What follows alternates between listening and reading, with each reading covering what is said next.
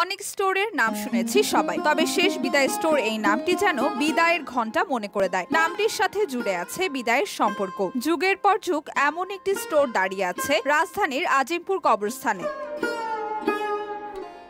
তবে এটি কোনো খাদ্যপণ্যের স্টোর নয়, বরং জীবনের শেষ দিনের পণ্যের দোকান, যেখানে পাওয়া যায় দাফনের কাপড় সহ কবর সুগন্ধির মালামাল। প্রায় ৩ পুরুষ ধরে কাফনের কাপড় ব্যবসা করে আসছে শেষ বিদায় স্টোর। প্রতিদিন এই দোকানে ২ থেকে ৩টি কাপড় বিক্রি হয়। কাফনের কাপড়ের সঙ্গে সঙ্গে রয়েছে আগরবাতি, গোলাপ জল, আতর, সুরমা। আমাদের এই ব্যবসাটা আমার খানদানি, মানে ৩ পুরুষ ধরে ব্যবসাটা করি। আমার দাদা করতো, আমার আব্বা করতো, দাদা এখন আমি করি, পরে আর কি করে বলা যায় না। যে আমাদের 3 পুরুষ ধরে দোকানটা জায়গায় জায়গায় দোকান হয়ে গেছে। প্রতিটা মহল্লায় দোকান, আপনার নবগঞ্জে ৮-১০টা দোকান, নিউমার্কে আপনার চরে আগে সব কাস্টমার হইতো, পুরান ঢাকার গুলো হইতো। চারো সেটা দোকান হয় না আমাদের ব্যবসাটা, মানে আগে যা বিক্রি করতাম হচ্ছে বহুত কমাইছে। সপ্তাহে ২-৩টা যায়।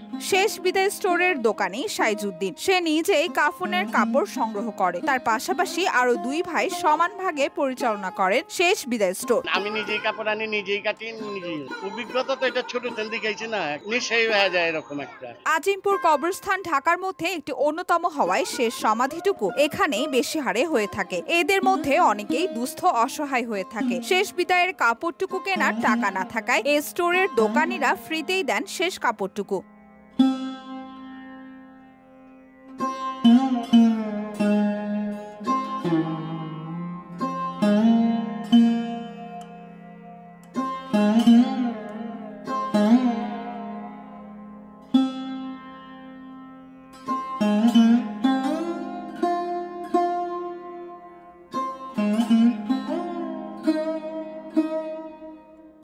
এটা খালি আমরা ব্যবসার জন্য করি না, এখন গরিব আসলে যদি টাকা না থাকে, আমি এখনো বলি যে আসলেই হবে আমার কাছে, খালি বলবে যে আমার টাকা নেই, কাপড় যা লাগে সম্পূর্ণ সেটা আমরা দিয়ে দিই। যদি এমন বহুত আসে আমি দেই, আমাদের কবরস্থান থেকে দেয়, আবার পাবলিক ভালো করে গেলে দিয়ে দেয় কাপড় কিনা। এটা মানে দেখি না যে কেউ করে, সবাই দিতে চায় এবং আমিও সুযোগ নেই দেওয়ার। আমি বহুত দিচ্ছি, আমার এলাকাবাসীও দিচ্ছি, বাইরেতে নিয়ে চলে আসে, হিরুঞ্চিরা রাস্তা পড়ে থাকে, দিতে পারে না, কিনতে পারে না, ওদেরও দিয়ে দিই। এই জন্য আল্লাহ ভালো রাখে। আমি বসছিল ৬ ঘন্টা, আমার ছোট ভাই বসে সকাল ২টার থেকে ৮টা পর্যন্ত। আমি ৮টা থেকে রাত ১২টার পর বন্ধ হইলে কি আমাদের ২৪ ঘন্টা সার্ভিস। মোবাইল নাম্বার দেওয়া আছে, বাসা তো সামনে এলাকারই, আমরা স্থানীয়।